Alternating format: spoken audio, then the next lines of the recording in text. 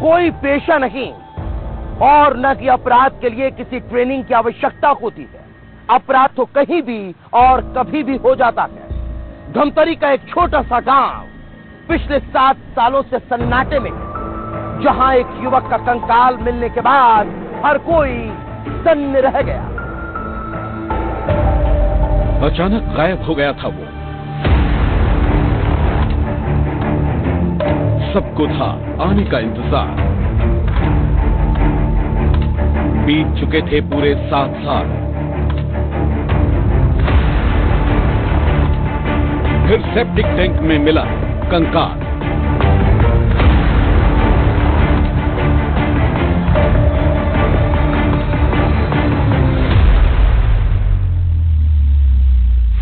धमतरी जिले का मोइना गांव, जहां सेप्टिक टैंक में एक नरकंकाल मिलता है। सूचना मिलते ही पुलिस मौके पर पहुंचती है, जांच पड़ताल करती है, सबूतों को इकट्ठा करती है और फिर तफ्तीश शुरू कर देती है।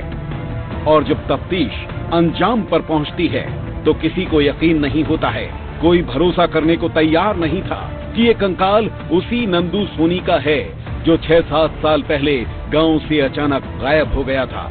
हंसता खेलता एक 23 साल का नौजवान, जिसके आने का सभी इंतजार कर रहे थे, वो कहीं और नहीं था, गांव के ही सेप्टिक टैंक में लाश बनकर पड़ा हुआ था। पास में सेप्टिक टैंक में एक नरकंकाल मिला था। कोटवार ने आके थाने में रिपोर्ट दर्ज कराई थी और सूचना पर से हम लोगों ने जांच को आगे बढ़ाया। अब हर कोई जानना चाहता था कि आखिर नंदू की किससे दुश्मनी थी। कौन था जिसने नंदू को मौत के घाट उतार दिया? कौन था वो हैवान जिसने उसकी लाश को हाथ पैर बांधकर टैंक में धकेल दिया था? और जब खुलासा हुआ था, लोगों के पैरों तले जमीन खिसक गई, क्योंकि हत्यारा कोई और नहीं, उसका ही सौतेला बाप निकला। सौतेले बाप राम मिलन ने ही उसकी हत्या की थी। शराब पीने और खाना मांगने को लेकर हुए विवाद में आरोपी ने उसे धक्का दिया और दीवार पर सिर पटककर उसे मौत के घाट उतार दिया।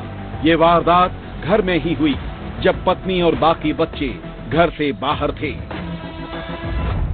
ये घर जो देख रहे हैं वो मृतक का घर है, जो आरोपी है उसका घर है, यानी सौतेले पिता का घर है। इस वक्त तो यहाँ ताला लगा हुआ है, कोई यहाँ पे मौजूद नहीं है, लेकिन लड़ाई इसी घर में हुआ था, ऐसा बताया जा रहा है।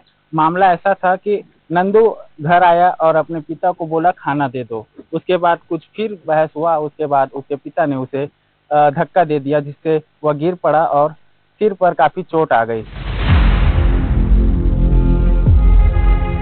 राम मिलन उस रात हत्या कर सो चुका था। लाश घर में ही पड़ी थी और करीब 4 बजे उठकर उसने लाश को ठिकाने लगाने का प्लान बनाया। लाश को पास में ही पड़े सीमेंट के खंभे से बांधा। इसके लिए नायलॉन की रस्सी और साइकिल के ट्यूब का इस्तेमाल किया और लाश को घसीटते हुए पास में बंद पड़े एक गोदाम के पास ले गया और फिर वहां बने सेप्टिक टैंक में फेंक दिया। हम इस वक्त खड़े हैं उसी गोदाम के पास, जो गोदाम बंद पड़ा है, और उसी सेप्टिक टैंक में यहाँ पे नरकंकाल मिला था। नरकंकाल मिलने की खबर से पूरा हड़कंप मच गया था। अब हम उसी सेप्टिक टैंक के पास आए हैं जहाँ पे नरकंकाल मिला था।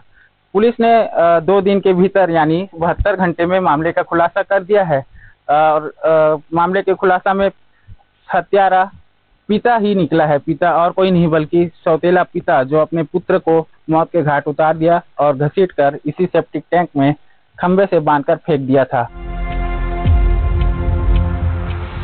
आरोपी पुलिस की गिरफ्त में है। पुलिस के मुताबिक आरोपी की पत्नी के बयानों के बाद संदेह हुआ था कि इस हत्याकांड में सौतेला पिता ही शामिल है। 7 साल पहले बेटे का अचानक गायब होना और थाने में कोई शिकायत दर्ज न कराना भी कई सवाल पैदा कर रहा था। और जब सख्ती से पूछताछ की गई तो हर राज का पर्दाफाश हो गया। ये जो पीछे व्यक्ति खड़ा है, ये इसने 6 से 7 साल पहले अपने सौतेले बेटे का, वो जो कंकाल है वो सौतेले बेटे का है। अक्सर इन लोग का बीच में विवाद वगैरह रहता था। पत्नी को भी अच्छा इसलिए भी हम लोग का डाउट गहरा है क्योंकि वो लड़का इतने साल से गायब है और इन्होंने उसकी सूचना कहीं पे नहीं दी। न इन्होंने कोई गुमशुदगी की सूचना दी, न कोई भी इत्तला कहीं भी दर्ज नहीं कराई है। तो प्राइमा फेसी सस्पेक्ट भी यही थे और पूछताछ करने पे ये पूरी बात निकल के सामने भी आ गई। गांव में किसी को यकीन नहीं हो रहा था कि नंदू अब इस दुनिया में नहीं है और गुनहगार उसका ही सौतेला बाप है। पूरे गांव में सन्नाटा पसरा हुआ है। आसपास के लोग बताते हैं कि वो मिलनसार था, हंसमुख था। लोग जब पूछते थे कि नंदू कब आएगा तो उसका पिता जल्द आने की बात कहकर बात को टाल देता था। नहीं मालूम अब ओकर घर दहन उन्होंने कहा है कावा झगड़ा ठीक है, इतना मालूम नहीं। अपने यहाँ वे रहा रही थो और घर की रसीद का जानते हो। आप पीछे कोशिश नहीं करे हो मोर दोस्त पूछो ओकर बाप ला, लेकिन वहाँ बाहर गए है कैसा है। हाँ अब बाहर जाते ना बिल्कुल ना, महीना दिन 15 दिन महीना दिन 1 महीना बाद आ जाए मोरे कर।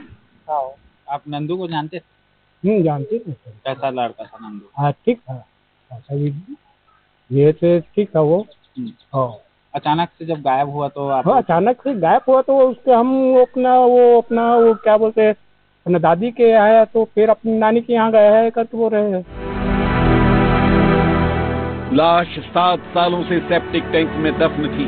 हत्या का राज आरोपी पिता के सीने में दफन था, लेकिन जुर्म हो या सच छिपाए नहीं छिपता है।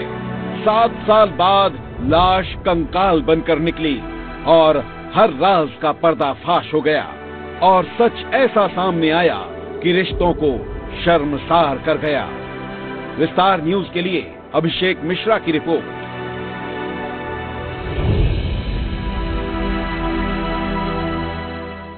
क्राइम टाइम में आज फिलहाल इतना ही। कल फिर रात 9:30 बजे होगी मुलाकात अपराध जगत की कुछ और दिलचस्प कहानियों के साथ। तब तक मुझे दीजिए इजाजत। नमस्कार।